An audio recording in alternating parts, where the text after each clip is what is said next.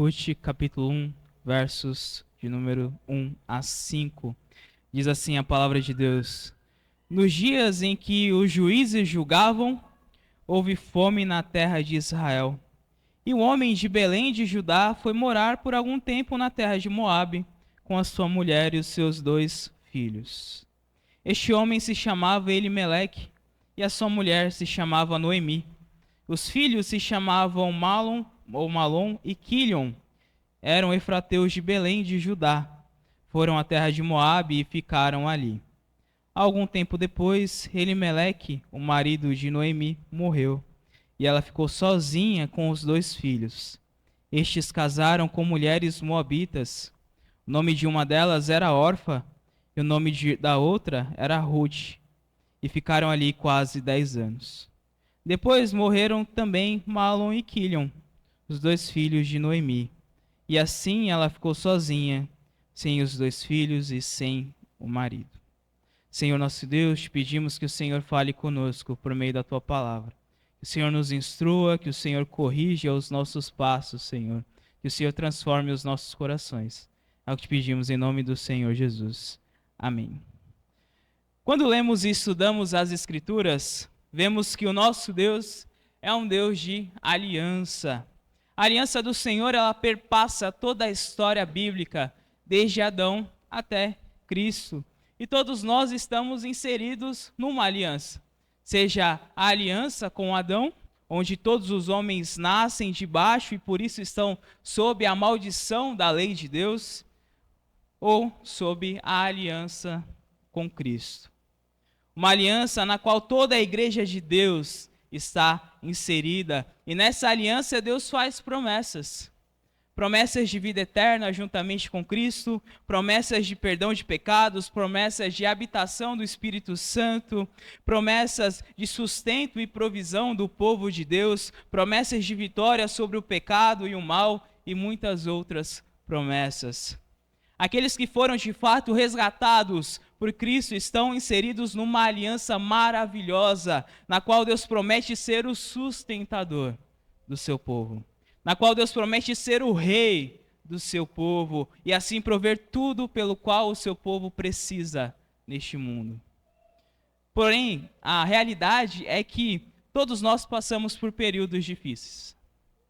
Sejam períodos financeiros difíceis, períodos de escassez, períodos de desânimo, períodos em que por vezes sentimos que a boa mão de Deus não está nos sustentando, não está juntamente conosco. E é nesses momentos em que nós nos sentimos tentados a tentar dar o nosso jeitinho nas coisas. Buscamos por vezes tentar resolver as coisas com as nossas próprias mãos. Ou até mesmo quando olhamos à nossa volta e tudo o que vemos são dificuldades, sejam elas econômicas, financeiras, sanitárias, enfim, tempos difíceis fazem com que sejamos tentados a buscar refúgio fora da aliança com Deus. Locais onde Deus não aprova em sua palavra. Por exemplo, aquele que está passando por problemas financeiros acaba se sentindo tentado a acreditar em promessas de ganho de dinheiro fácil, como esquema de apostas, ou até mesmo em casos mais graves, pode se sentir tentado a furtar o dinheiro do local em que ele trabalha, ou da sua própria casa, da sua família. Aquele que está passando por problemas no casamento acaba se sentindo tentado a talvez achar que seja uma boa ideia ter um caso extraconjugal, trair a sua esposa com outra mulher. Jovens que não conseguem encontrar alguém para se casar dentro da igreja acabam se sentindo tentados a buscar alguém para casar fora da igreja, onde Deus não aprova na sua palavra. No final, tudo isso demonstra uma falta de confiança enorme no Deus da aliança. Tudo isso revela um coração que é incrédulo nas promessas de Deus, um coração que está disposto a buscar refúgio fora da aliança de Deus, ao invés de confiar no Deus Todo-Poderoso que fez uma aliança com o seu povo por meio de Cristo Jesus. Na mensagem de hoje, veremos que ao buscar refúgio fora da aliança, o povo de Deus revela em primeiro lugar incredulidade, Em segundo lugar, desobediência. E em terceiro lugar, eles atraem juízo. Ao buscar refúgio fora da aliança, o povo de Deus revela incredulidade, desobediência e atrai juízo. O que acontece então quando o povo de Deus busca refúgio fora da aliança? Eles, em primeiro lugar, revelam incredulidade. Versos 1 e 2 diz o seguinte: nos dias em que os juízes julgavam, houve fome na terra de Israel. E um homem de Belém de Judá foi morar por algum tempo na terra de Moabe, com a sua mulher e os seus 2 filhos. Este homem se chamava Elimeleque, e sua mulher se chamava Noemi. Os filhos se chamavam Malom e Quilion, eram efrateus de Belém de Judá. Foram à terra de Moabe e ficaram ali. Aqui nós estamos no livro de Ruth, e esse livro já começa dizendo justamente a época, o período em que ele se passa e que se passa toda essa história, que é justamente a época dos juízes. O período dos juízes foi um dos períodos mais difíceis da história do povo de Deus, mais complicados da história de Israel. Foi um período de ciclos, onde o povo de Deus muitas vezes se afundava nos seus pecados. Deus então levantava uma nação poderosa para subjugar o seu povo, para punir o seu povo. O seu povo então voltava à adoração a Deus, se arrependia dos seus pecados. Deus levantava um juiz para libertar esse povo. E assim o povo ficava liberto durante algum tempo, mas depois eles logo voltavam às suas velhas práticas de adoração a outros deuses. Era um período difícil na história do povo de Israel. E o livro dos Juízes apresenta o refrão que diz que naqueles dias não havia rei em Israel e cada um fazia o que achava, que era certo segundo os seus próprios olhos. Foi um período difícil, um período de grande idolatria espiritual e foi um período marcado por muito sangue derramado pelo povo de Deus e muitos outros pecados terríveis cometidos por eles. E é nesse contexto inteiro que o livro de Ruth começa. E nós vemos aqui então que havia fome ali naquele local, havia fome em Israel. E muito provavelmente essa fome se deve justamente ao fato do povo de Deus ter se afastado da aliança do Senhor. A lei do Senhor é muito clara em estabelecer sim e mostrar para o povo que havia bênçãos sobre ele caso eles andassem segundo a aliança, caso eles buscassem cumprir os preceitos do Senhor, mas também havia maldições para eles, caso eles desobedecessem, caso eles se desviassem da aliança. E uma das consequências disso é justamente a fome, a escassez que havia ali em Israel. E o texto começa dizendo que havia fome sobre Belém. Perceba que a palavra Belém significa justamente a casa do pão. E o texto está dizendo que havia fome na casa do pão. Havia fome em Belém. E é então que Elimeleque toma uma decisão, que muitos até mesmo podem achar uma decisão correta.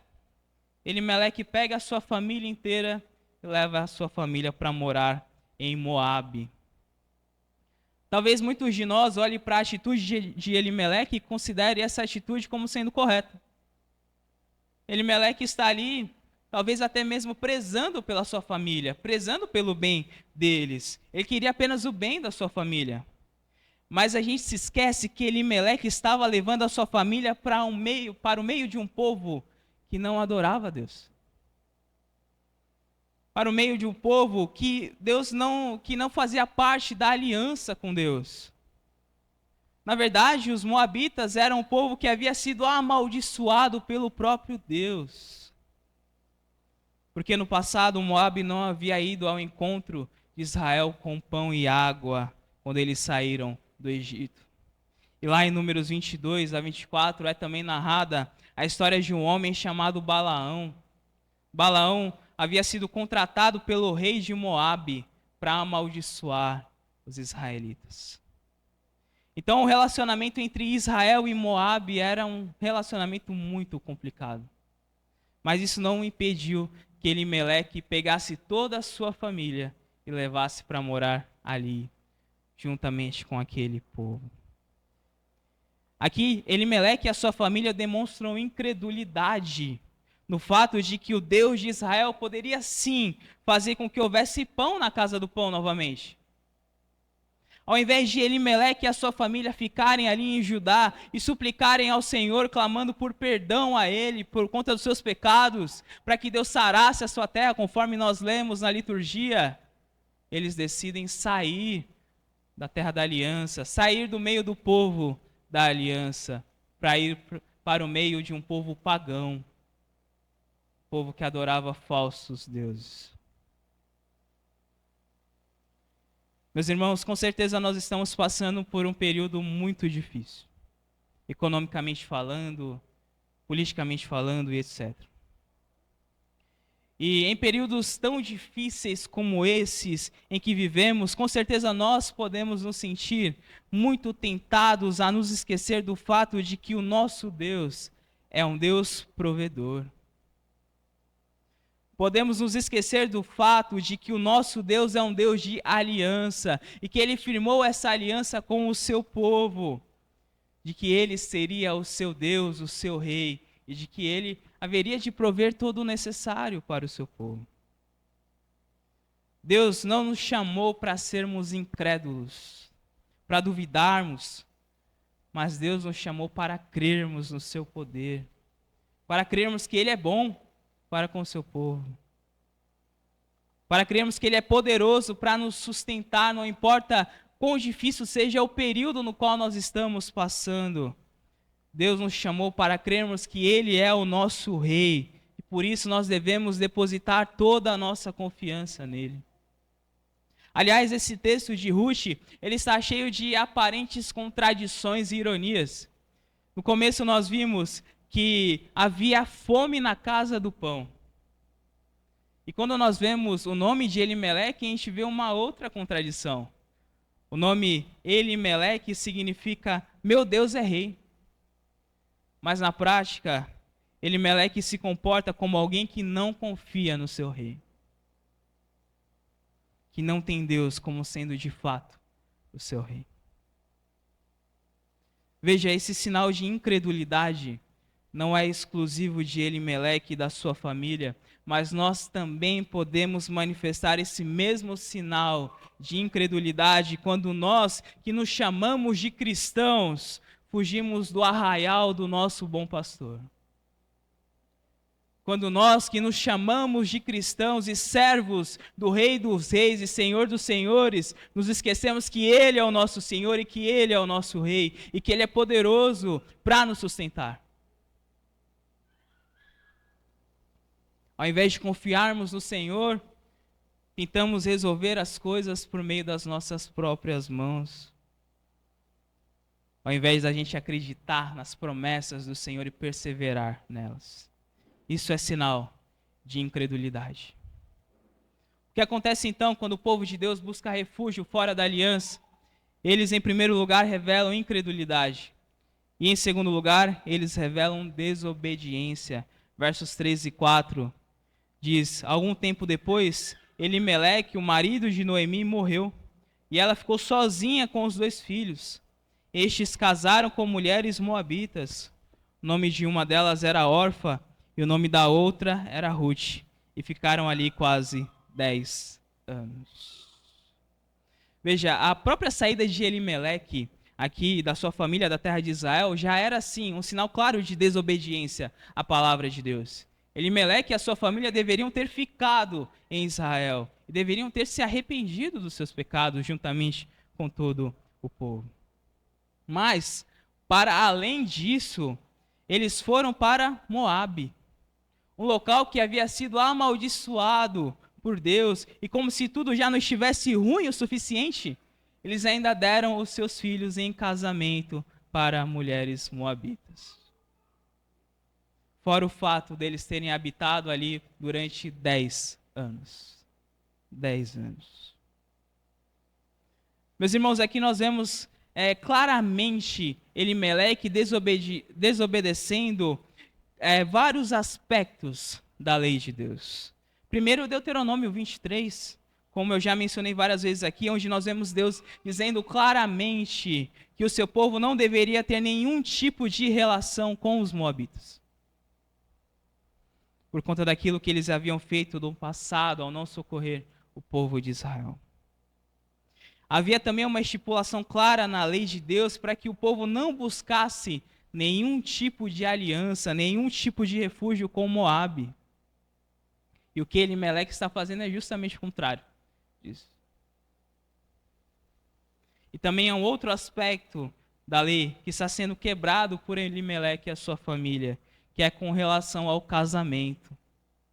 O povo de Deus não poderia contrair casamento com nenhuma mulher de fora da família da aliança. Então, além do povo de Deus não poder, em hipótese alguma, buscar refúgio em Moabe, eles também não poderiam, logicamente, contrair nenhum tipo de casamento com o povo daquele local. E a gente tem que lembrar de como surgiu Moabe, de como surgiram os moabitas. Os moabitas surgiram a partir da história das duas filhas de Ló, que logo após a destruição de Sodoma e Gomorra perceberam que havia apenas o seu pai e que elas não teriam herdeiros. E o que elas fizeram? Elas se deitaram com o seu pai. Embebedaram o seu pai e deitaram com ele. Então os moabitas eram para Israel um sinal claro de quebra da aliança. Um sinal claro de desobediência, de pecado. E é justamente no meio desse povo que Elimeleque dá os seus filhos em casamento para as mulheres que moravam ali. E percebam também o tempo que Elimeleque e a sua família passam em Moabe. O verso 1 diz que eles foram lá para morar algum tempo. Provavelmente eles tinham em mente que eles iam passar pouco tempo lá. Assim que as coisas melhorassem em Israel, eles iriam retornar. Mas o texto diz que eles ficaram lá por 10 anos. 10 longos anos. Mostrando a desobediência prolongada daquela família. Quando nós buscamos refúgio fora da aliança, fora do Senhor, é um sinal claro, além de incredulidade, de não crer que Deus é poderoso e capaz de nos suprir dentro da sua aliança, é também uma prova, um sinal claro de desobediência. Todas as vezes em que nós buscamos refúgio e satisfação fora da aliança, nós estamos desobedecendo a palavra de Deus. Como fez Elimeleque e a sua família. Nós estamos cabalmente desobedecendo a lei de Deus e isso traz consequências. E é isso que nós veremos no terceiro e último ponto.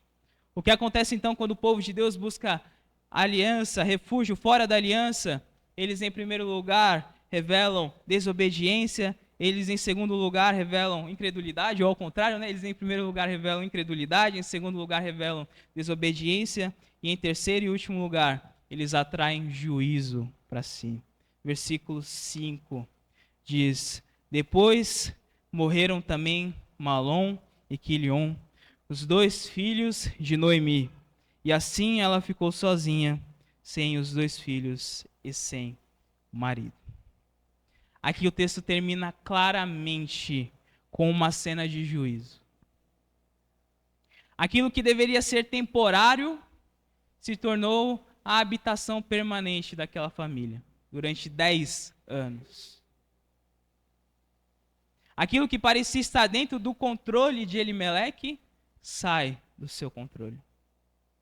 Os filhos de Elimeleque morrem sem deixar herdeiros. Elimeleque morre, os seus filhos morrem longe da terra da aliança. E as mulheres ficam desamparadas. Noemi sem o seu marido e sem os seus filhos.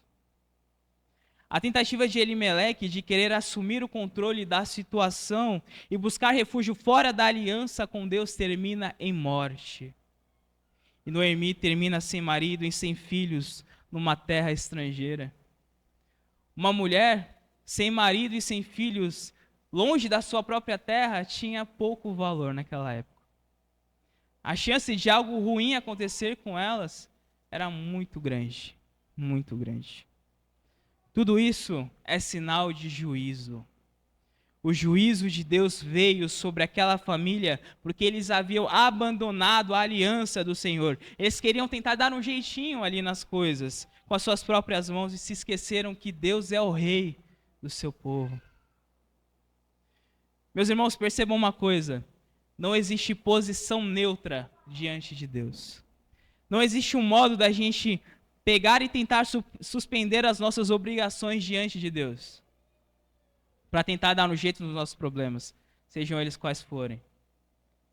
Como se eu dissesse o seguinte: eu vou parar de frequentar a igreja durante algum tempo para eu tentar melhorar essa situação e depois eu volto. Isso não existe diante de Deus. Elimeleque achava que podia fazer isso. Achava que podia de alguma forma dar um tempinho para Deus, para tentar resolver a situação. Mas o que ele colheu foi morte. Morte. Quando Elimeleque fez isso, o que ele fez foi se opor a Deus e a sua palavra. Ele deliberadamente quis quebrar a aliança. E quem quebra a aliança está debaixo da ira de Deus. Paulo vai dizer que o salário do pecado é a morte. Concluindo, meus irmãos, eu quero concluir esse texto dizendo que esse é um texto extremamente trágico, onde vemos uma família se voltando contra Deus e contra a sua aliança, porque achavam que podiam tentar dar um jeitinho na situação. Porque achavam que podiam deixar em suspenso as suas obrigações diante de Deus para tentar resolver a sua situação. E quando eles fazem isso, eles demonstram incredulidade e desobediência e por isso atraem o juízo de Deus sobre si. Morte, falta de descendência, desamparo das mulheres é o que acontece com essa família que achava que poderia dar um jeitinho na situação, mas que só atraiu o juízo de Deus sobre si. Mas eu quero chamar a sua atenção para um fato. É de que Deus, o nosso Deus, é um Deus de aliança. E Ele firmou uma aliança com o seu povo na eternidade. Uma aliança firmada por meio do sangue precioso derramado por Cristo Jesus na cruz do Calvário, por pecadores como eu e você. Nessa aliança, Deus promete bênçãos para aqueles que se entregaram a Cristo e que de fato reconhecem a Jesus como sendo o seu Rei, como sendo o seu Senhor. Deus promete ser o Rei, o Deus desse povo resgatado. Deus promete prover o sustento necessário para esse povo. Deus promete perdoar os pecados desse povo. Deus promete vida eterna para esse povo. Deus promete uma habitação celestial, novos céus e nova terra para esse povo. Quando olhamos para todas as promessas de Deus reveladas na sua palavra, como é que nós podemos ainda nos sentir tentados a tentar quebrar essa aliança que o Senhor firmou conosco? Como é que nós podemos nos sentir tentados a tentar dar um jeitinho da nossa situação, perdendo a confiança no fato de que o nosso Deus é o nosso Deus e de que Ele pode dar cabo de qualquer situação que estejamos enfrentando? Deus é o nosso sustentador, Deus é o nosso Rei, Deus é o nosso refúgio e fortaleza, Deus é o nosso socorro em meio à tribulação, Deus promete estar com o seu povo por todos os dias das suas vidas. Sei que enfrentamos períodos muito difíceis ao longo da vida e estamos enfrentando um período difícil no nosso país. Mas hoje eu quero chamar você a depositar a sua confiança e o seu coração num lugar. Não é nada que exista nesse mundo. Não é nenhum homem. Mas eu te convido a depositar o seu coração e a sua confiança na aliança do Senhor com o seu povo. Te convido a depositar a sua confiança nas promessas de Deus para o seu povo. Te convido a depositar a sua confiança no Rei dos Reis e Senhor dos Senhores. Amém?